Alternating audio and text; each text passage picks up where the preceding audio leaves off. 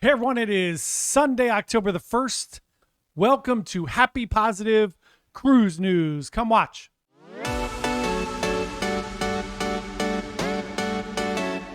Hey everyone, John here from Bite Size Cruises. Welcome back to the channel. If it's your first time here, thank you so much. We put out a cruise video every day at 4 p.m. We do a live stream Wednesdays at 7, and we do positive, fun cruise news every Sunday at 11 a.m. That sounds good. We'd love for you to subscribe to our channel. Now, let's get into the cruise news. So today, let's start off with some interesting cruise news that's kind of a tentative thing. This is reported by Matt Hochberg last week of RoyalCaribbeanBlog.com. If you don't follow Matt or check out his stuff, please do. He is awesome. So Matt talked on a recent Captain Circle phone call that Celebrity and Royal talked a lot about their loyalty programs. There is some reciprocal things in there if you are Diamond, Diamond Plus, or Pinnacle. On Royal, you get elite status. On Celebrity, which is their second highest status behind Zenith. Same thing, if you are any of those things, you get bumped to the second highest status, which is Diamond Plus on Royal. So they're thinking about doing a little more with this so that you are more likely to stay within the family if you are accruing points on both sides of the house, which I think makes a ton of sense. Since it is one company, I think that's pretty easy to do. I love that idea. So let's get that done. So fun story I read today. Somebody asked how many people in the world could get on a cruise ship right now if, we loaded up each one with full capacity. It is 1,099,515 guests around the world could be on any cruise ships at one time. That's pretty amazing. 1 million people. So, geez, that is really, really outstanding. I know Tony from La Lita Loca talked about being on cruise ships were sustainable during an zombie apocalypse. That's awesome. Go check that out from yesterday. So, speaking of the Crown and Anchor Society, Royal is renaming the Diamond Club into the Crown Lounge. So there is some speculation as to why this is happening. Are they going to ice out the diamonds because there's too many diamonds now and make this Diamond Plus or Pinnacle? Are they going to take the Pinnacle out and make their own lounge for them? Are they going to add more people to that lounge? Not sure what's going on, but they did change it from the Diamond Club to the Crown Lounge. That is happening as we speak. Next up in cruise news, I love this one, Norwegian, who, if you've been on Prima has the Price is Right, and it is legit Price is Right. They have the big wheel, they have the yodeler guy, they have all the fun stuff. You get called up, you get to play. They're going to have Press Your Luck on Viva. Same thing, the big screen. I think it's awesome. So right now, word came out this week that NCL is going to roll out Wheel of Fortune on 16 ships by the spring. It is going to start with NCL Escape. You will be able to play as a live member of the audience, come up and actually play in the Wheel of Fortune, or you will be able to play on your phone, play along on your phone, which I think is awesome. It's very interactive. It's going to be very appealing to younger crowds. It's going to take place in the theater. I love it. I love the evolution of entertainment on cruise ships. I don't know if that makes up for getting rid of a bunch of Broadway musicals, but I'm guessing this is partially the reason why they're investing a lot of money with Sony in order to do this. So there you have it. Next up, Carnival announced they hit profit for the first time since the pandemic, which is great news. They also announced that they hit 109% occupancy for Q3, which is also very encouraging. It means all the ships are sailing full. Everyone is really interested in cruising at the moment. I know we have some Debbie Downers that are going to talk about COVID and all the other things. COVID is here. It's here to stay. You have to protect, just like you would normally do. If you don't feel like being in a group of people, it's probably not the best fit for you. Cruising's probably not great for you anyway. If you're not comfortable being around crowds, there is a chance that you're going to get sick on a cruise ship. You might get norovirus. You might catch a cold, the flu, COVID. You're in close quarters with a lot of different people. It's going to happen anywhere you go. I don't think COVID's going to go away, so you can choose to get vaccinated or wear a mask or any of the options out there, but it's just something we have to deal with. So the 109 occupancy is awesome. It means they're making money again, which is good, which hopefully everything will start to level off a little bit. But I think prices are going to keep going up. Anyway, let's keep it positive.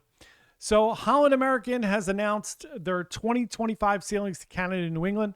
This itinerary is very popular. I did it last year on Prima. I did New England and Canada. AJ from our team did it on Adventure. We are leaving in just a few weeks. So our new little sign up here shows our next cruise. We are leaving just 2 weeks from today on NCL Escape, and we are doing Canada and New England as well. We're going to be doing Newport, Rhode Island, Portland, Maine, Bar Harbor, Maine, and then we are doing St. John and Halifax, all depending on the weather, because some of those are tender ports. But that's where we're going. I think it's great. Holland American opens those up. Holland American's a little bit of an older crowd anyway. Canada, New England's a little bit of an older crowd. Seems like a match made in heaven there. Mind Shift this week is preparing to float out their Mind Shift 7 ship. They're getting ready to flood the old chamber there and float that bad boy out. Now, whoever does their marketing may want to look into some more interesting names for ships. This is Mind Shift 7, which basically just means my ship 7. Whatever works. I mean, they got 7 of them, so people are definitely sailing on them. It's just really funny and very interesting. It's probably like the most German thing ever. It's like very concise, to the point, very organized. We have 7 ships. We run them in order. There you go. So fun cruise news number 8. So over the past 3 years since the pandemic started, 38 ships have been scrapped. The average age of those is 37 years. Before that, it was like 43 years. So pretty interesting. This year, there are no ships scrapped so far. It's a good thing to me. It lets me know that companies are starting to become economically viable again because they're not just offloading ships. And it leads me to believe that they need inventory. So more people are sailing. They're keeping some of these older ships around. I just did a review and a ship tour of Vision of the Seas. There's something so charming and nostalgic about some of the older ships. I love newer, bigger, better ships, but I also do love that traditional cruise experience. I know it's been asked a lot. Somebody asked it while we were on the ship tour. Are any of the cruise lines going to build these smaller ships for people? Some people love those smaller ships. I don't know that that's ever going to happen again, that they're going to build these 2,000 person ships. Like I'm talking about like Royal Caribbean or Norwegian or anything. Norwegian did not have a ton of success with Prima. I mean, it's successful, but it didn't turn out the way I think they wanted it. And then the next 5 ships are all going to be bigger. So, who knows? I'm not sure, but I love the idea of having some of those older, smaller ships and maybe create some new ones. That'd be really cool. So number 9 cruise news for the day is Royal Caribbean has changed the age in the Solarium to 18 plus. I love this. I think it's really difficult to police the 16 up. There's no way to know unless you scan someone's card if they're 16 or older. You do know if they're 18 or older because it says minor on their card. So if they're under 18, it's going to say minor. If they're over 18, it's not. It's pretty simple. So you just glance at their card. I love that. I love the idea of adult space. It's few and far between on Royal. So I do like that idea in keeping the Solarium nice and older.